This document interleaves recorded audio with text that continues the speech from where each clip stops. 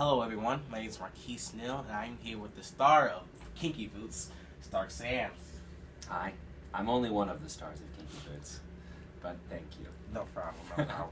Now Stark, what age did you realize that you wanted to be part of the Broadway community or want a career in the Broadway? When I was in middle school, I did a play, and it was a version of Where the Wild Things Are. It was like a stage adaptation that my teacher did, and for some reason I really liked it, and I was good at it, and my mom recognized it, my teacher recognized it, and so I was sort of encouraged to pursue it.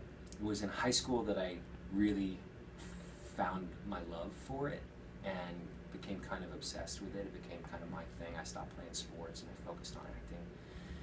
And I auditioned for and was accepted into the BFA program at USC, the University of Southern California. And that pretty much set it up because by then, that was my choice. And I got my degree in acting for stage.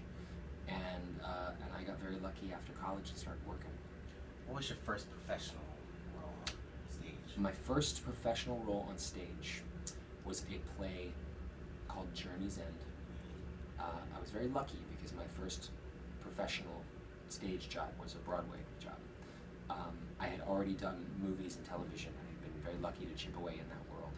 But because of a movie I had been in, the casting director for this play called Journey's End called my agent and said, "Hey, would he ever audition to be in a Broadway play?" I played a soldier in this movie, and they were looking for someone to play a young soldier in this play. And I got real lucky. So I came out to New York, I auditioned for it, and through a series of callbacks, I eventually got the job. And it changed my life forever. The show was nominated for 6 Tony Awards, and one of them was for my performance.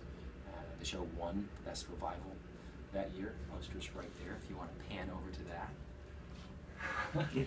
And that job gave me a career on Broadway. Very nice, very nice. How much do you feel the music programs in your school has impacted, the kids and where you live? For me, Yes. I grew up in Dallas, Texas, and I definitely credit the music programs in my high school. I didn't have a music program in my middle school that I remember. It may have been one, but I went to a different middle school. But I started doing musicals as a freshman. I did The Sound of Music my freshman year of high school, and I played one of the Von Trapp children, the younger one called Kurt. And the two departments, the theater department and the music department, worked really well together. And so I was in the choir, the school choir, and I was also in the theater program. And for sure, I credit those programs to help foster my love of musical theater. Nice. How are you today? Good, buddy. That's Thank you. What does the phrase "dream out loud" mean to you? It means to me to take the things that you might only dream of, things that you don't think are attainable, and to voice them and to put it out there into the world, because it is possible. My dream when I was growing up was to be on Broadway, and it happened, and it happened because of a combination of luck and a combination of talent and confidence and being in the right place at the right time.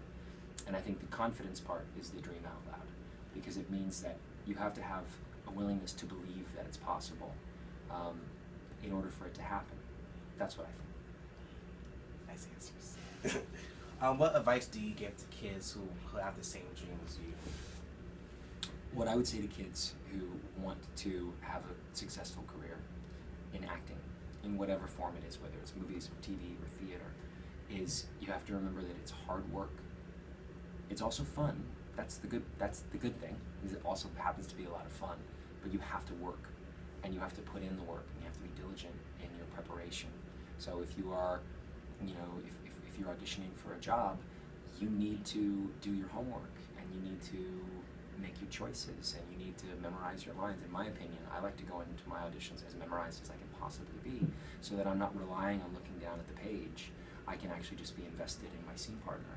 And it's easier to be directed whenever you already know the words. That's just one example. But I think that it takes a lot of hard work, because you're only going to get the job if you're the right person for the job. That's the other thing that I would say, is that don't get let down if you audition for something or you want to get something and it doesn't happen, because the right person for the job will get the job. That's only true if you do the work and if you put in the effort ahead of time, because if you work hard on your prep and then you don't get the job, but you walk away from that audition saying, I couldn't have done any better, that's the best I could do, it's not your fault. But if you didn't do the prep, and if you didn't memorize your lines, if you could have done better, then it might have been your fault that you didn't get that job. Thank you. You're welcome. Thank you, Stark, for taking the time of your day. Of course, buddy. You dream out.